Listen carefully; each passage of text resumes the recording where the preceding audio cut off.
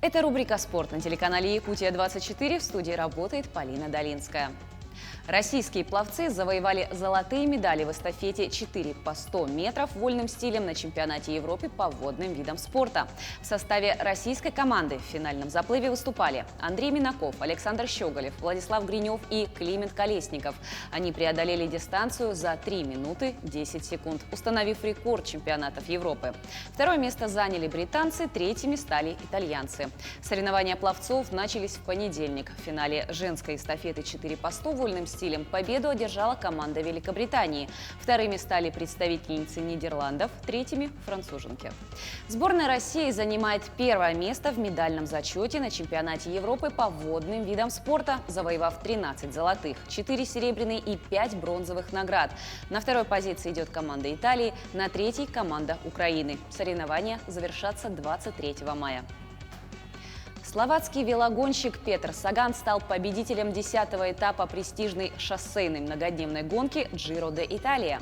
Россиянин Александр Власов финишировал 13-м и поднялся на второе место в общем зачете. Этап протяженностью 239 километров прошел между городами Лакуила и Фолиньо. Саган преодолел дистанцию за 3 часа 10 минут 56 секунд. Вторым к финишу пришел итальянец Фернандо Гивирия.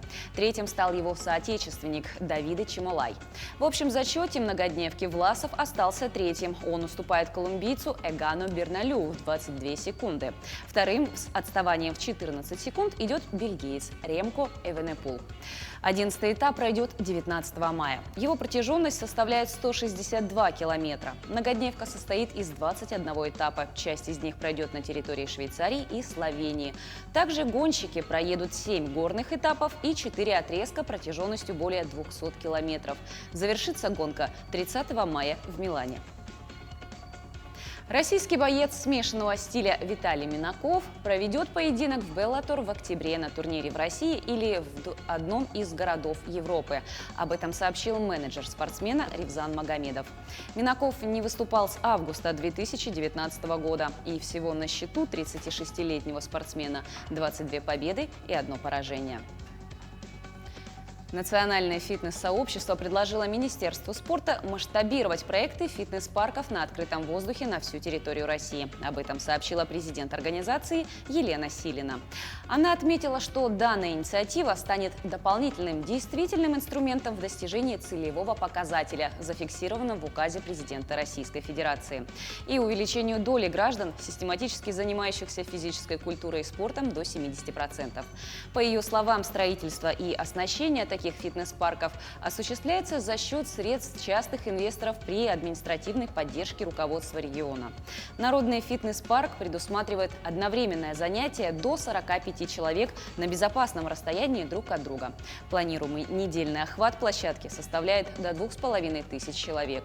Как уточнила президент Национального фитнес-сообщества, инициативу высоко оценили крупнейшие сети фитнес-клубов России. Также они убеждены, что создание бесплатных фитнес-парков очень важный и перспективный социальный проект. Многие россияне, которые получат возможность заниматься спортом бесплатно, со временем примут решение двигаться дальше и придут заниматься в физкультурно-оздоровительные объекты. Переходим к обзору спортивных новостей региона. Менее 2 месяцев осталось до одного из главных спортивных событий лета – игр Манчары.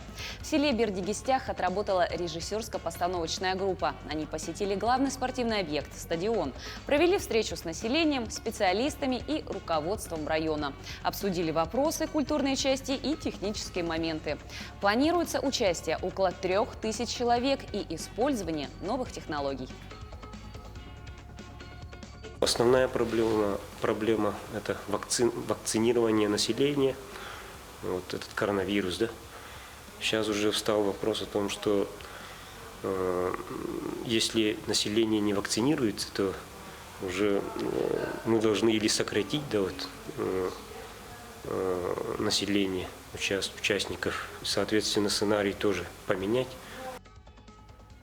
К этому часу у меня вся информация. Будьте в курсе событий в мире спорта на телеканале Якутия-24.